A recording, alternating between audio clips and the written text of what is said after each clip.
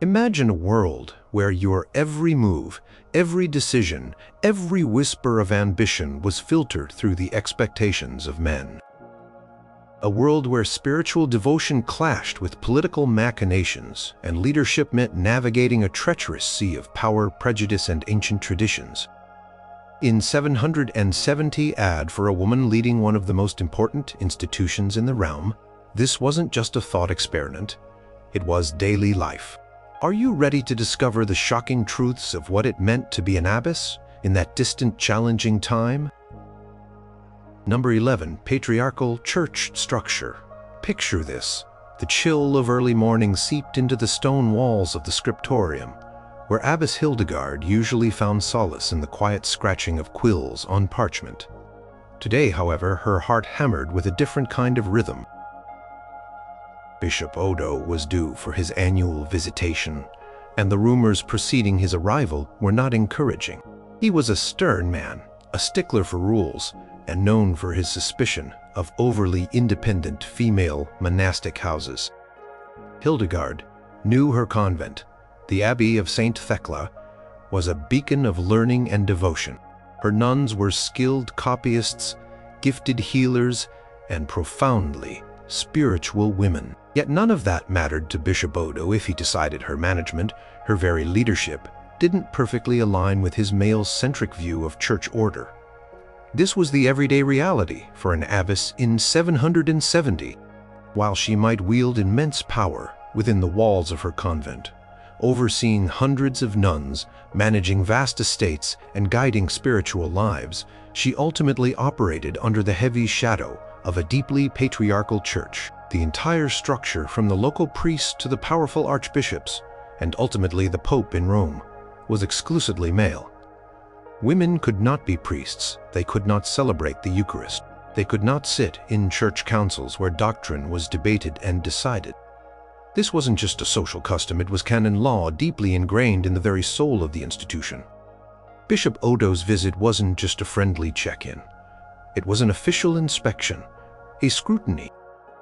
He would question the convent's accounts, examine the spiritual practices, and, most unnervingly, assess Hildegard's own leadership.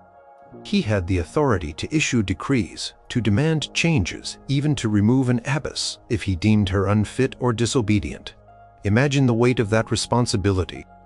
You had dedicated your life, poured your heart and soul into building a thriving community, only to have a man, often one who understood little of your daily struggles or achievements, hold ultimate veto power over your existence. This system, known as episcopal oversight, meant that while an abbess like Hildegard might possess genuine spiritual authority for her community, her external power was always contingent. She could teach, she could inspire, she could even perform certain blessings within her convent, but she could never challenge a bishop's ruling on matters of widespread church practice or dogma. Even the most famous and influential abbesses from earlier centuries, like Hilda of Whitby, who hosted a significant synod, ultimately saw its decisions made by male clerics and enforced by male kings. Their spiritual strength was immense, but it rarely translated into formal institutional power beyond their own walls in the broader church hierarchy. Carolingian reforms, led by figures like Charlemagne, while bringing stability and standardization to monastic life, often reinforced this male dominance. Charlemagne himself often saw convents as extensions of his own spiritual and political aims, granting them lands and protection, but also asserting his right to intervene and regulate. He might appoint a male chaplain to a convent, or send male officials to inspect their adherence to rules. This meant that an abbess always had to balance her internal sovereignty with the necessity of appearing subservient and compliant to external male authority. It was a delicate dance, a constant negotiation. If she was too assertive, she risked being labeled rebellious, disobedient, or even prideful, a grave sin. If she was too meek, she risked losing control over her own community and its resources. Hildegard knew this dance well. As Bishop Odo's retinue approached the abbey gates, she straightened her back, adjusted her cowl, and prepared to face a challenge that had nothing to do with faith and everything to do with power, a power she could never truly hold, only humbly endure. Her role was vital, indispensable even, but in the grand scheme of the Church, it remained subordinate, a woman's sphere, however powerful, confined by the rigid ancient walls of male authority. Number 10. Limited legal and political agency. The dusty parchment lay on the heavy oak table in Abbess Hildegard's private chamber. It was a legal summons, curtly worded, demanding her presence or that of a male representative at the local count's court. A neighboring lord, a greedy and ill-tempered man named Lord Manfred, was disputing the boundaries of a large tract of woodland that had belonged to the Abbey of St. Thecla for generations. This wasn't just about trees. It was about resources, about income, about the very livelihood of her community. And here was the kicker. Abbess Hildegard herself, despite being the highest authority of a wealthy and ancient institution, was barred from directly representing her own case in court. In 770, the legal world was almost exclusively a man's domain. Women, regardless of their social standing or personal power, had significantly restricted legal and political agency. Concept of mundium, a form of male guardianship, was prevalent in many Germanic legal traditions that heavily influenced Western Europe. This meant that women, legally, were often considered under the guardianship of a father, husband, or in the case of a monastic woman, sometimes a male relative or a bishop. While abbesses held substantial administrative power within their convents, managing properties, overseeing tenants, and even dispensing justice among their own community members. Stepping into the broader, male-dominated legal arena was a different beast altogether. Imagine Hildegard, a woman of sharp intellect and deep understanding of her abbey's charters and historical rights, being forced to send a male proxy. Perhaps it was a trusted male chaplain, or a lay steward, or even a distant male relative. This proxy, however loyal or capable, could never possess the same intimate knowledge or personal stake as the abbess herself. He might be less articulate, less persuasive, or simply less respected than the venerable abbess. Yet, his voice, not hers, would be the one heard by the count, by the other lords, and by the male legal arbiters. This limitation extended far beyond mere land disputes. It meant that an abbess could not directly participate in the political assemblies that shaped the laws of the realm. She could not sit in the king's council, even if her abbey held vast lands and influence. She could not sign treaties or charters as an independent legal entity, in the same way a male bishop or count could. Her influence had to be indirect, wielded through male patrons, through her prayers for the king, or through her ability to educate the daughters of powerful nobles. Think of the frustration. An abbess like Hildegard was a CEO, a spiritual leader, and a landholder all rolled into one. She understood the intricacies of her estates, the needs of her tenants, the political currents that affected her community. Yet, when it came to formal interactions with the state or the legal system, her voice was effectively silenced. She had to navigate a system designed to exclude her, relying on intermediaries, on petitions, and on the goodwill of powerful men. Lord Manfred's challenge was more than just a legal nuisance. It was a stark reminder of her limited agency. If her chosen male representative proved ineffective, or if the court was swayed by Manfred's male connections and brute power, Hildegard would suffer the consequences. Abbey would lose valuable land, its income would diminish, and its standing in the community would be weakened. Her power within her walls was profound, but the moment she stepped, or rather tried to step beyond them into the male legal and political landscape, she encountered an impenetrable barrier. Her leadership was a tightrope walk, constantly balancing the needs of her community with the harsh realities of a world that legally defined her as a second-class citizen, even as she managed an empire. The parchment on the table wasn't just a legal document. It was a symbol of the invisible chains that bound even the most powerful women in 770 AD. forcing them to rely on the unreliable and often self-serving actions of men. Number 9. Financial dependence and control. The Abbey of St. Thecla was not a poor institution. Its sprawling lands stretched across fertile valleys, dotted with tenant farms, mills, and even a small ironworks. Abbess Hildegard oversaw a sophisticated economic operation, managing income from rents, tithes, and agricultural produce. She knew precisely how many bushels of grain were harvested each autumn, the price of wool at the market, and the cost of replacing a leaky roof on the scriptorium. Yet, for all this wealth and administrative acumen, a significant portion of her abbey's resources, and certainly any major new endeavors, often came with a catch: financial dependence on male benefactors and the potential for male control. In 770, at the vast majority of substantial monastic endowments, whether for monasteries or convents, originated from kings, queens, powerful nobles, or wealthy bishops. These benefactors, almost invariably men or women acting through their male relatives, saw the establishment or support of monastic houses as a path to salvation, a means of securing prayers for their souls, or even a way to dispose of unmarried daughters while maintaining family influence. While these gifts were generous, they rarely came without implicit, or sometimes explicit, conditions. Imagine Hildegard planning a desperately needed expansion of the abbey's infirmary. The current one was cramped and unsanitary.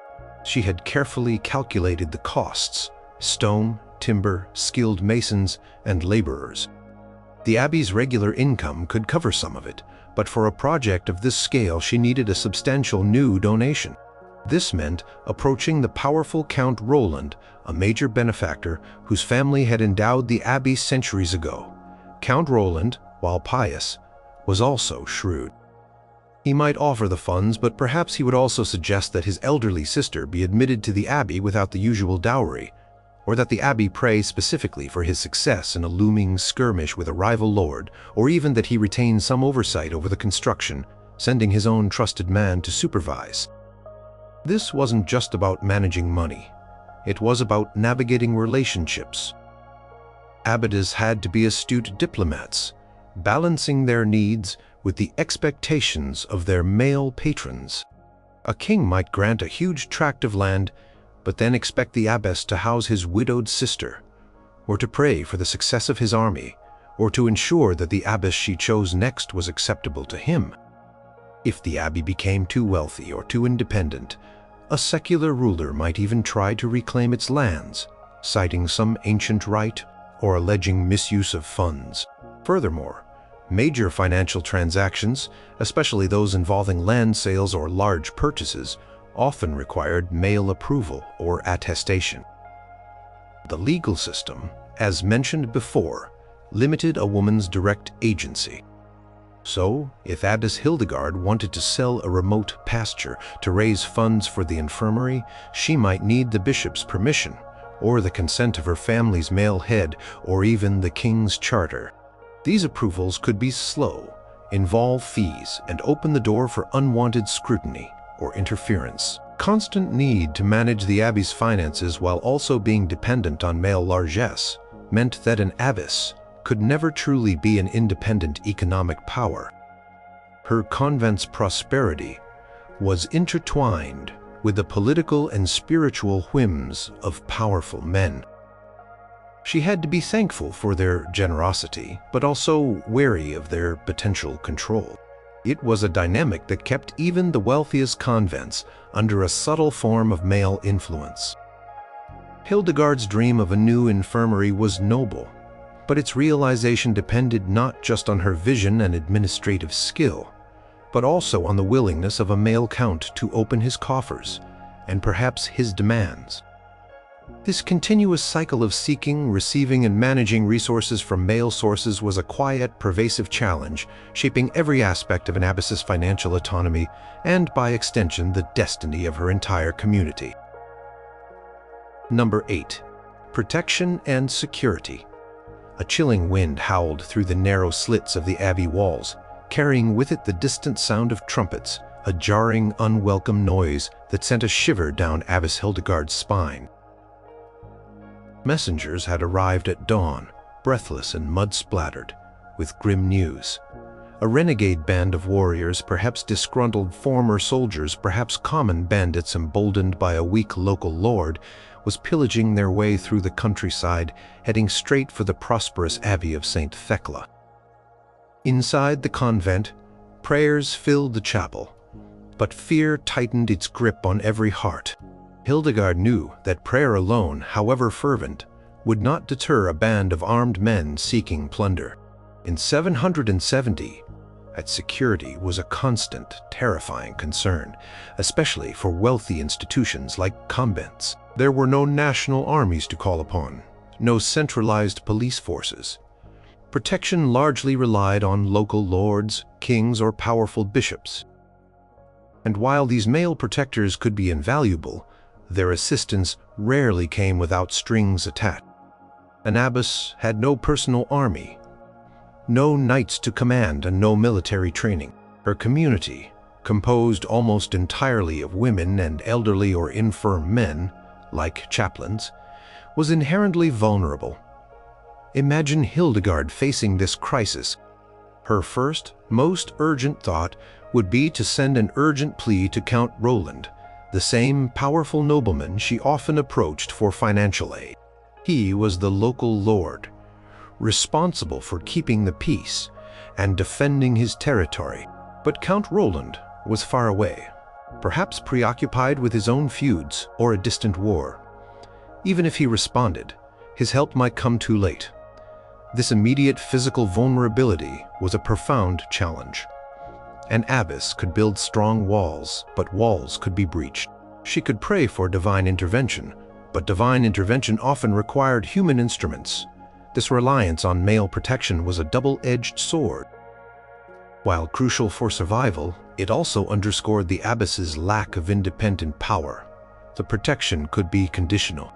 A lord might demand a share of the abbey's income in return for his knights. He might insist on stationing his men within the abbey grounds, a potential disruption to monastic life and a constant reminder of external male authority. He might even demand that the abbey provide hospitality and resources to his soldiers, draining its coffers. Turbulent political landscape of the period, particularly during the early Carolingian era, meant that boundaries were fluid, loyalties shifted, and local violence was common. Convents, often rich in land, gold, and precious artifacts, were tempting targets for any group with a sword and ill intent. The abbess's leadership in such times went beyond spiritual guidance and administration. It became a matter of physical survival. She had to make difficult, pragmatic decisions. Should she send the most valuable relics away for safekeeping?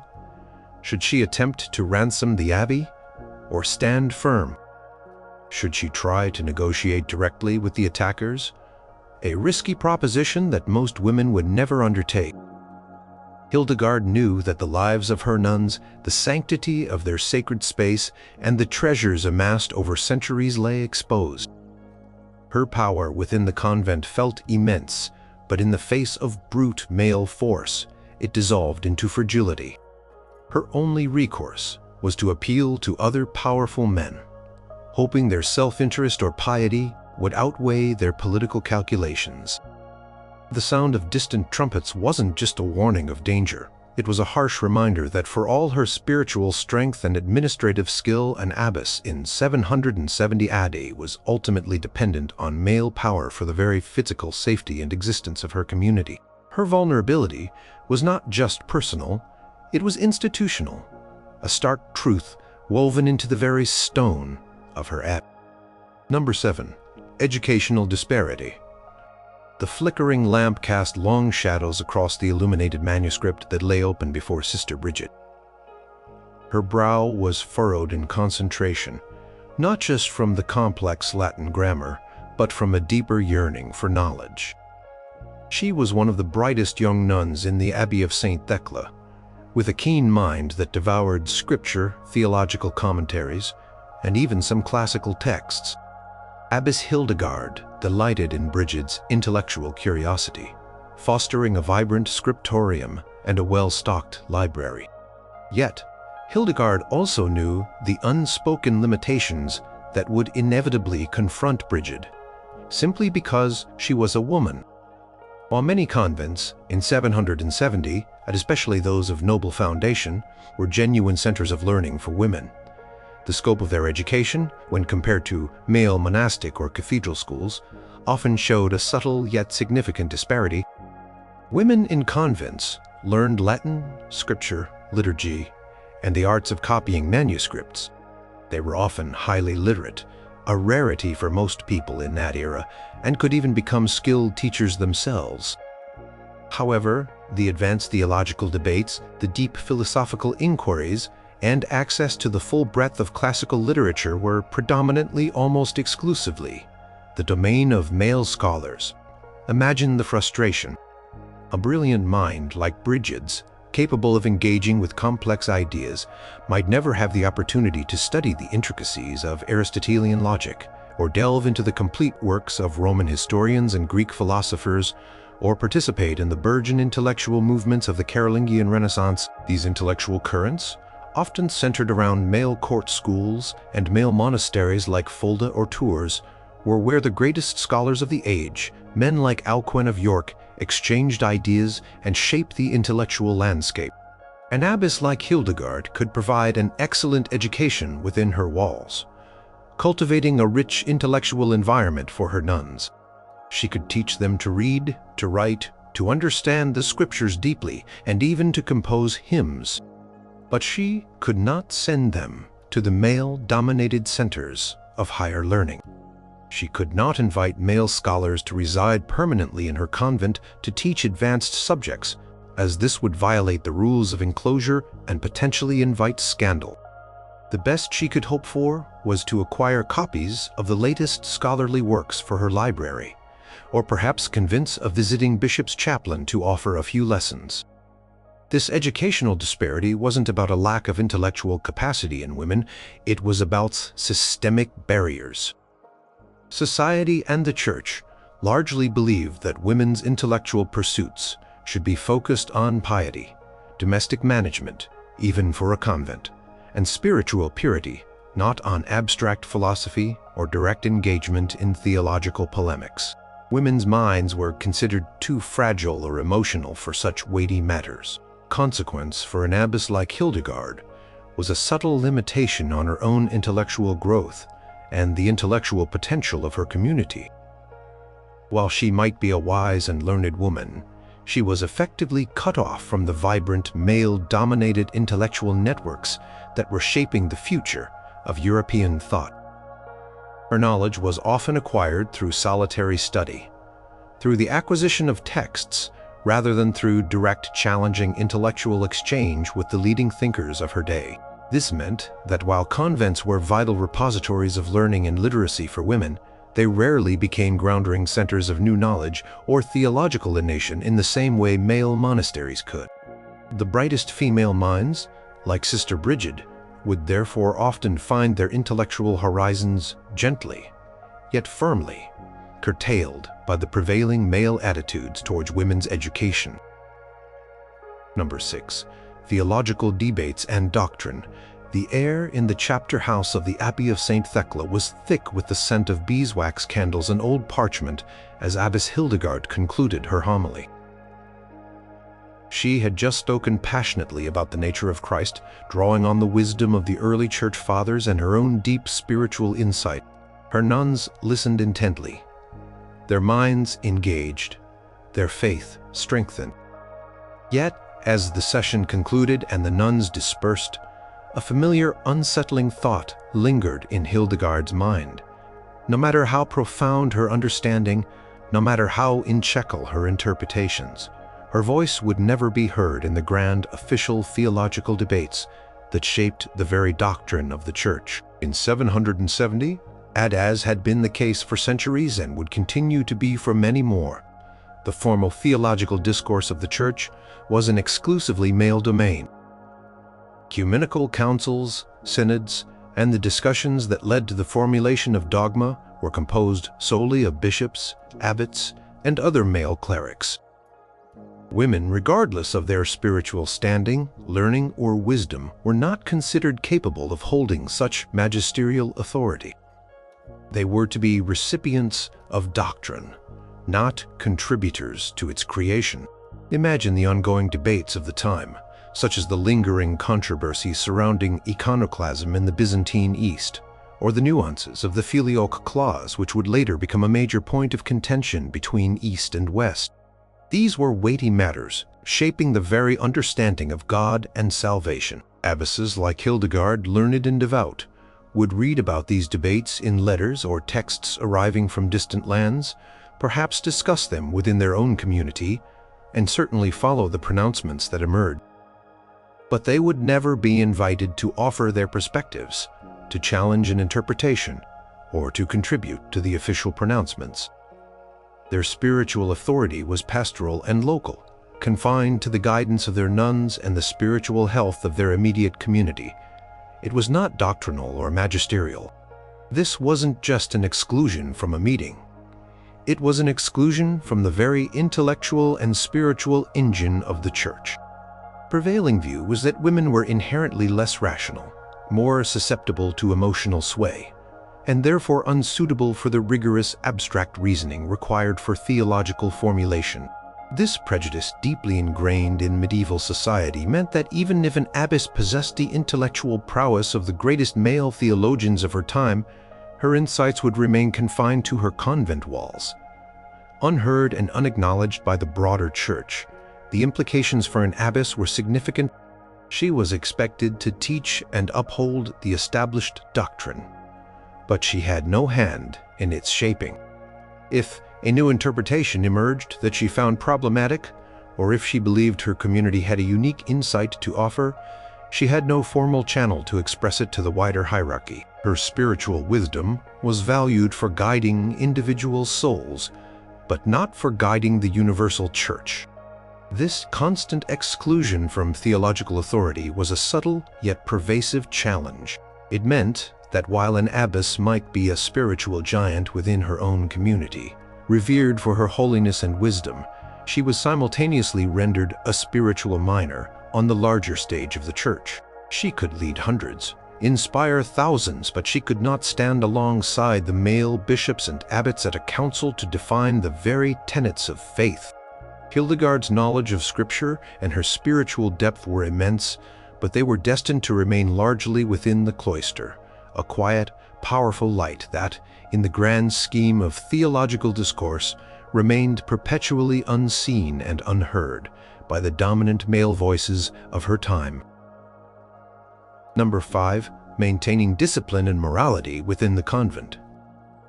The air in the chapter house was tense, thick with unspoken words and nervous glances. Before Abbess Hildegard stood Sister Beatrice, a noblewoman who had entered the Abbey of St. Thecla not out of profound devotion but perhaps out of family convenience. Sister Beatrice had been heard complaining loudly about the strict regimen, the simple food, and the relentless schedule of prayers. More troubling, there were whispers that she had been receiving private letters from her family, an act strictly forbidden by the rules of enclosure. This wasn't just a minor infraction, it was a challenge to Hildegard's authority, and more dangerously, a potential source of scandal that could draw unwanted male attention to the abbey. Maintaining discipline and morality within a large monastic community was one of the most demanding and constant challenges for an abbess in 770 odd. Convents were not always filled solely with women of fervent, unwavering piety. Some entered due to familial pressure, political necessity, or simply because it was the only respectable path available to women of their social standing. This meant an abbess had to lead a diverse group, ranging from highly spiritual individuals to those who might secretly yearn for the comforts of the outside world, or who resented the strictures of monastic life. Imagine the delicate balance required. The rule of Saint Benedict, which most convents followed, demanded poverty, chastity, and obedience. It dictated every aspect of daily life, from the hours of prayer to the types of food eaten, from the silence observed to the clothes worn. Enforcing these rules required immense strength of character, wisdom, and pastoral sensitivity. An abbess had to be firm but fair, a spiritual mother, but also a strict judge. Consequences of lax discipline or perceived moral failings were severe. The outside world, particularly the male hierarchy of the church and secular lords, kept a watchful eye on convents. Rumors of unmonastic behavior, disobedience, luxury, or worst of all, breaches of chastity could quickly spread. Such rumors often provided an opportune excuse for male bishops or secular rulers to intervene directly in the abbey's affairs. A bishop might order a harsh visitation, removing the abbess or disbursement of the community. King or a lord might seize the abbey's lands, claiming it was no longer a fit spiritual institution.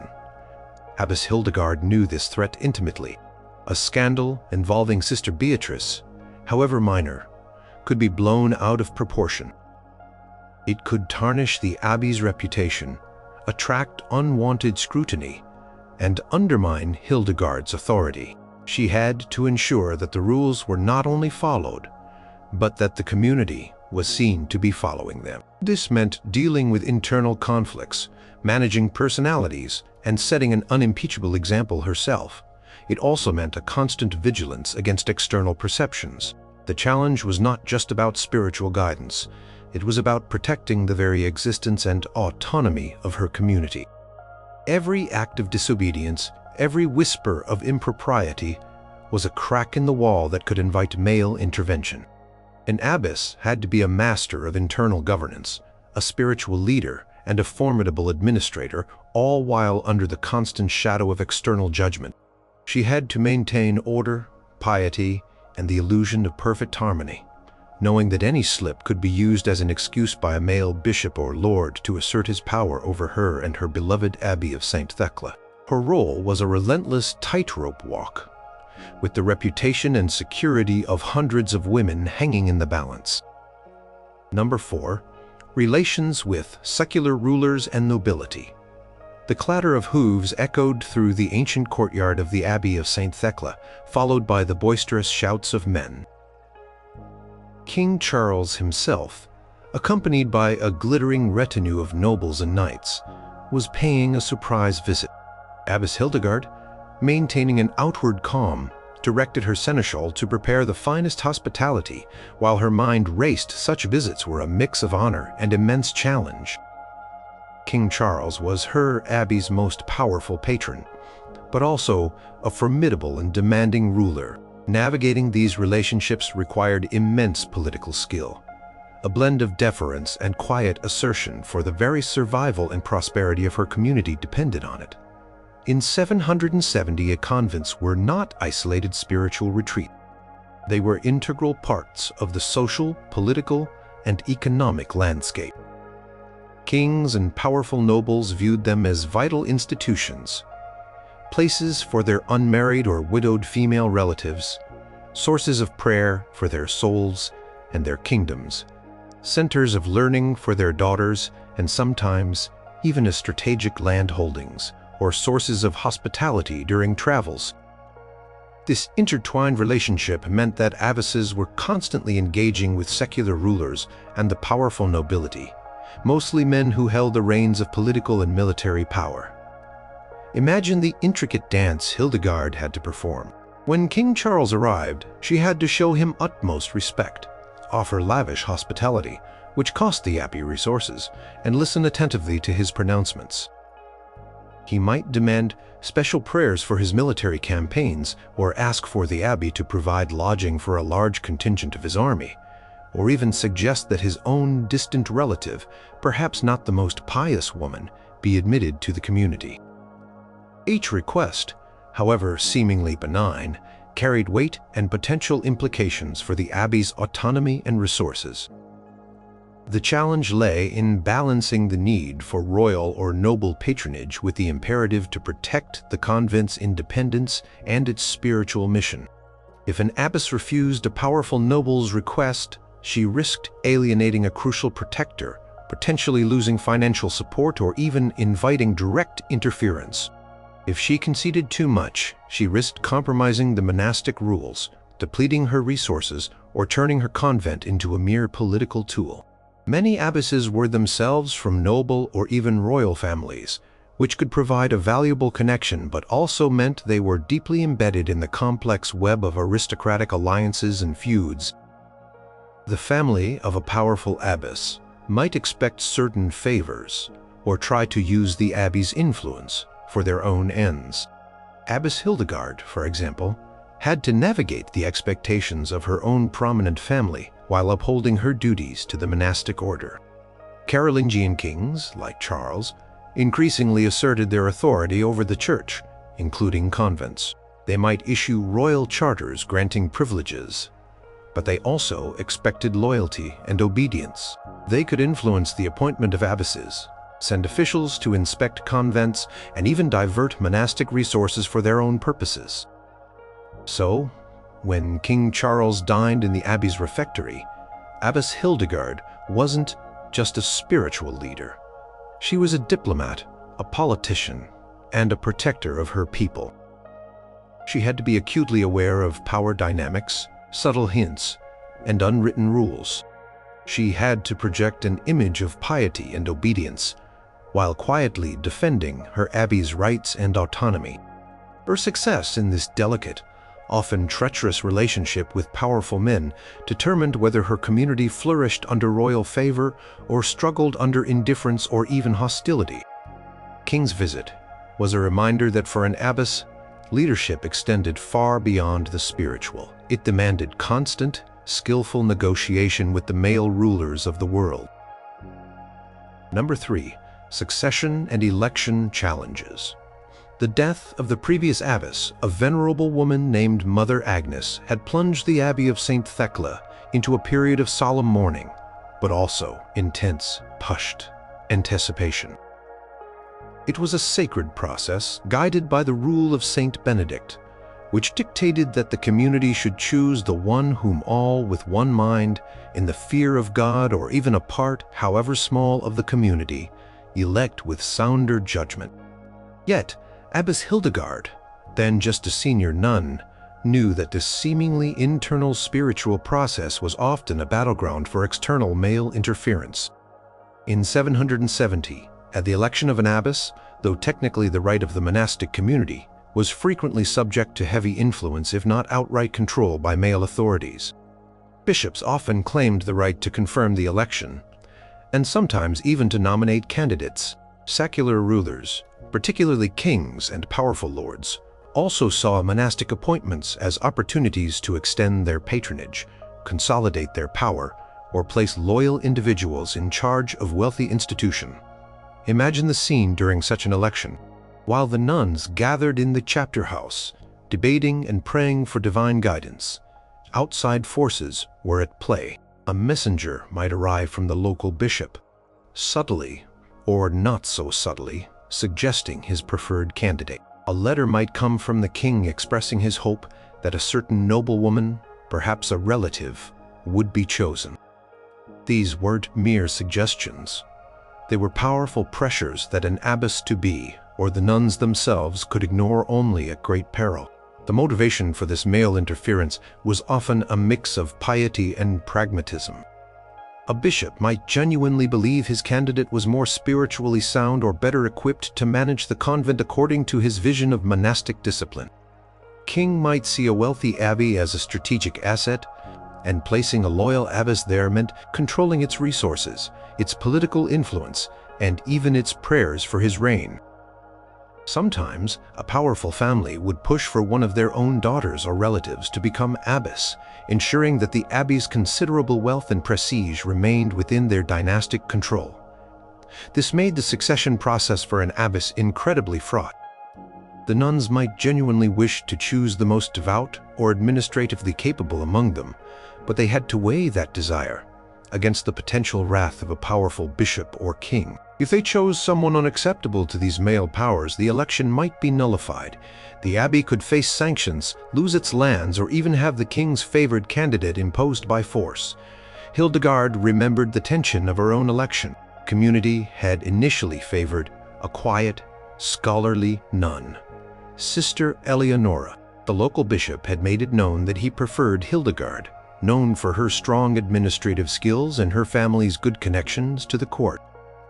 The nuns, facing a choice between their internal preference and the bishop's powerful will, eventually yielded. Understanding the pragmatic need to secure external approval and avoid conflict, this constant threat of male intervention in the very act of choosing leadership undermined the autonomy of the convent and placed an immense burden on the abbess once elected. She was not only responsible for managing her community, but also for maintaining delicate relationships with the male powers who had either approved or imposed her.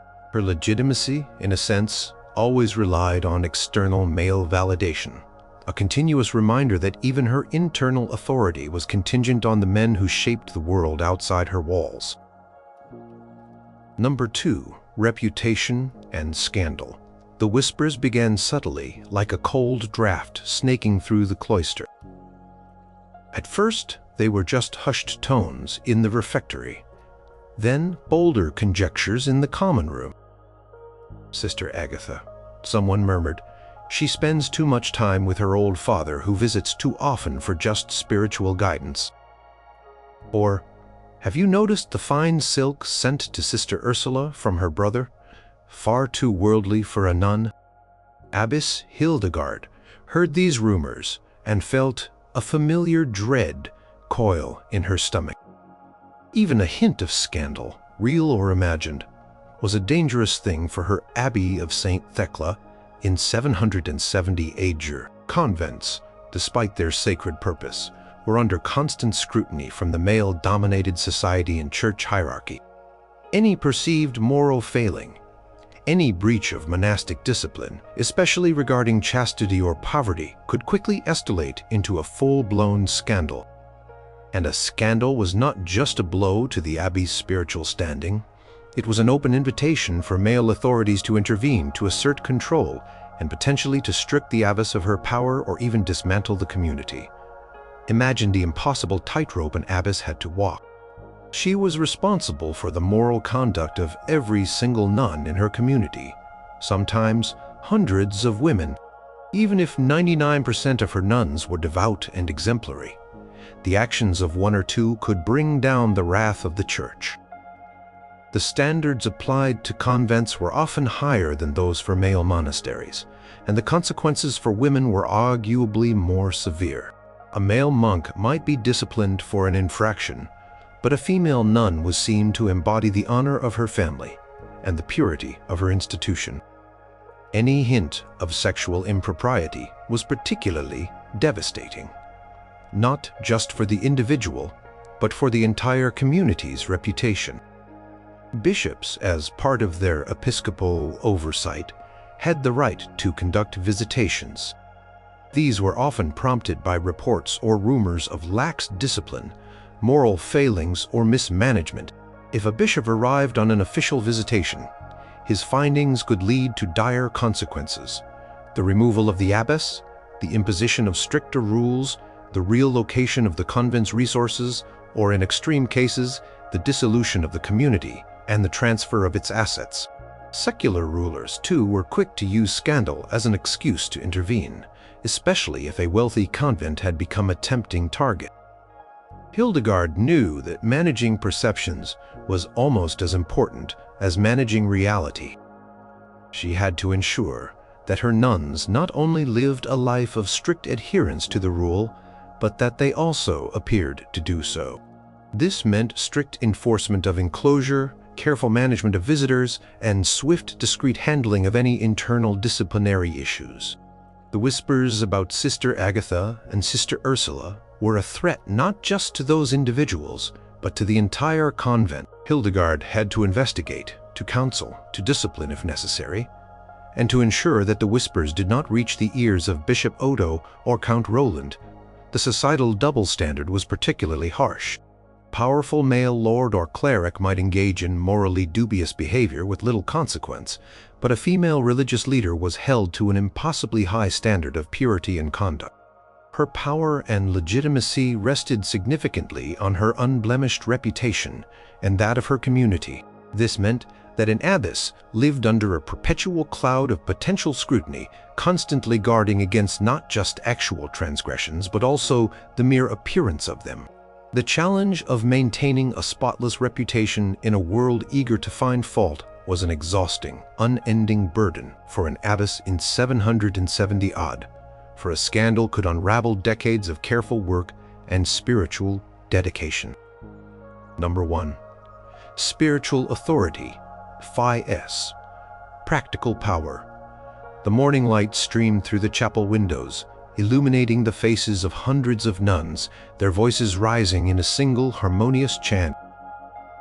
Abbess Hildegard stood before them, her presence radiating a profound spiritual authority. She had just delivered a moving homily, guiding her community through the mysteries of faith, offering solace and wisdom. She was their spiritual mother, their teacher, their judge, and their guide.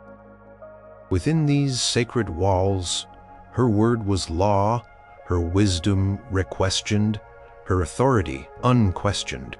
But as the liturgy concluded and she walked out of the chapel, her thoughts shifted abruptly from the divine to the intensely practical, and the stark difference in her power became immediately apparent.